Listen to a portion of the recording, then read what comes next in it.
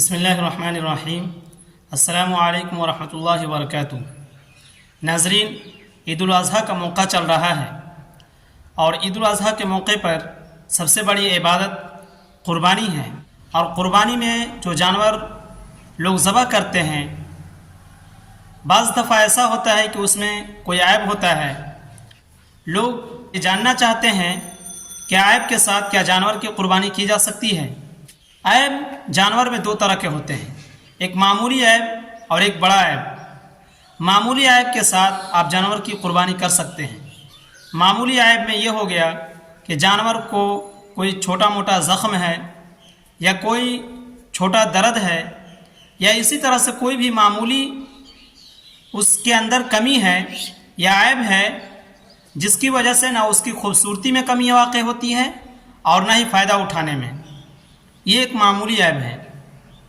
دوسرا عیب وہ ہے جس کی وجہ سے جانور سے فائدہ اٹھانے میں یا اس کی خوبصورتی میں کمی واقع ہو جائے، جیسے کوئی جانور لنگڑا ہے یا اندھا ہے یا اسی طرح سے پاگل ہے، یا کوئی بھی ایسا عیب ہے جس کی وجہ سے جانور میں خوبصورتی اور اسی طرح سے فائدہ اٹھانے میں کمی واقع ہو جائے۔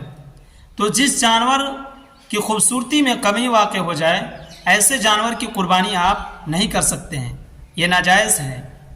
فقہاء کرام نے یہی اصول بیان کیا ہے کہ جس جانور میں خوبصورتی میں کمی واقع ہو جائے یا اس سے فائدہ اٹھانے میں کمی واقع ہو جائے تو اس جانور کی قربانی ناجائز ہے۔ خوبصورتی کی مثال آپ یہ لے لیجئے کہ کسی جانور کا سینگ آدھا سے زیادہ ٹوٹ گیا ہو تو اس سینگ کی وجہ سے جانور کی خوبصورتی ہوتی ہے، اور اسی سینگ کے ٹوٹنے کی وجہ سے اس کی خوبصورتی ختم ہو گئی، تو اس وجہ سے ایسے جانور کی قربانی آپ نہیں کریں گے۔ یا اسی طرح سے کوئی جانور پاگل ہے، پاگل پن اتنا زیادہ ہے کہ وہ اپنا چارہ بھی نہیں چر سکتا ہو، تو ایسے جانور کی بھی قربانی نہیں کر سکتے ہیں۔ یا کوئی لنگڑا ہے یا کوئی اتنا معذور ہے کہ جو قربان گاہ تک خود پیدل چل کر نہ جا سکتا ہو، یا اسی طرح سے پیدائشی کانا ہے، اندھا ہے یا لنگڑا ہے، تو ایسے جانور کی بھی قربانی آپ نہیں کر سکتے ہیں۔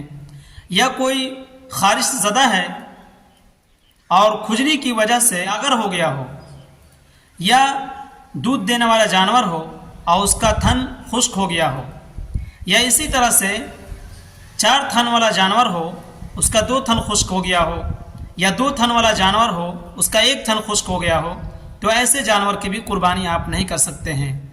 امید کرتا ہوں کہ آپ کو بات سمجھ میں آ گئی ہوگی۔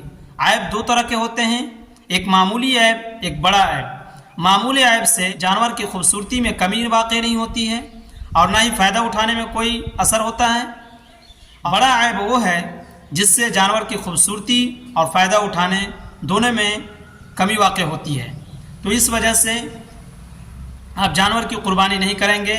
یہ دونوں عیبوں کو آپ دھیان میں رکھیں اور خود سے آپ مسئلہ سمجھ سکتے ہیں۔ اگر آپ کے سامنے عیوب کو گنایا جائے تو 20-30 ہو سکتے ہیں، لیکن اصول کو بیان کرنے کے بعد آپ کو بات خود سمجھ میں آ جائے گی۔